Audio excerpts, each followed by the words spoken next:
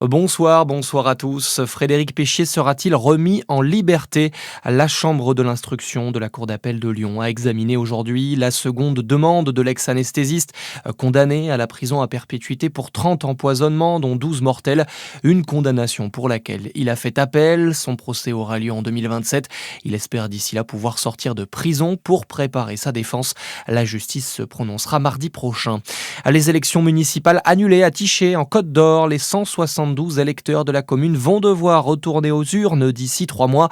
Le tribunal administratif de Dijon explique que l'élu a fait figurer le drapeau national sur son affiche de campagne. Cela est interdit par le code électoral. François Variot reconnaît la méconnaissance de cet article. En mars dernier, le résultat s'était joué au premier tour à 3 voix près. C'est une révolution majeure proposée à l'hôpital de Châlons. Depuis peu, l'établissement pratique une toute nouvelle opération permettant de réduire les récidives d'accidents vasculaires cérébraux. Un phénomène qui touche majoritairement les plus jeunes, Samuel Wagon. Oui, c'est peut-être un nouvel espoir pour les jeunes adultes. Depuis le 8 juin, ils sont 3 à avoir pu bénéficier de cette nouvelle innovation, la fermeture du foramen ovale perméable. Concrètement, cette opération consiste à refermer cette petite ouverture située au niveau du cœur, présente chez environ un adulte sur 4. Si cette cavité se ferme naturellement après la naissance, chez la plupart, elle persiste parfois à l'âge adulte et peut, dans certains cas, favoriser la survenue d'un AVC. Désormais, les jeunes patients victimes d'un AVC pourront passer une échographie cardiaque pour savoir s'ils présentent cette anomalie, et si c'est bien le cas, l'intervention pourrait réduire significativement le risque de récidive. Et à noter que l'intervention ne nécessite pas d'ouvrir le thorax, le FOP est réalisé en passant par un vaisseau sanguin. Dans le reste de l'actualité, le blocus du détroit d'Ormuz par les Américains est en train d'être levé, c'est ce qu'annonce la télévision d'État iranienne.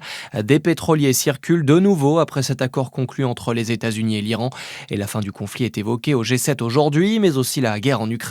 Donald Trump estime que la Russie devrait conclure un accord. Déclaration du président américain suite à une réunion avec Volodymyr Zelensky ce matin. Plus de 100 000 billets de train à prix réduit mis en vente aujourd'hui pour le mois d'août. Cela concerne les TGV Inouï avec des voyages à partir de 19 €. La SNCF explique vouloir soutenir le pouvoir d'achat des Français. L'opération de vente flash dure jusqu'à jeudi. La pression monte pour l'équipe de France qui entre en lice dans la Coupe du Monde ce soir. 3 ans et demi après la finale perdue contre l'Argentine, les Bleus affrontent le Sénégal. Didier Deschamps a prévenu hier, ça va être un affrontement de haut niveau pour un premier match. Coup d'envoi à New York à 21 h. Et puis on revient en région avec cette scène insolite à Moret dans le Jura où des chameaux, dromadaires, yaks et chèvres ont investi la piste d'athlétisme de la commune. Les animaux appartenant au cirque voisin ont profité d'une clôture endommagée pour s'installer notamment sur la fosse de saut en longueur. Voilà pour l'info. À suivre votre météo sur Fréquence Plus.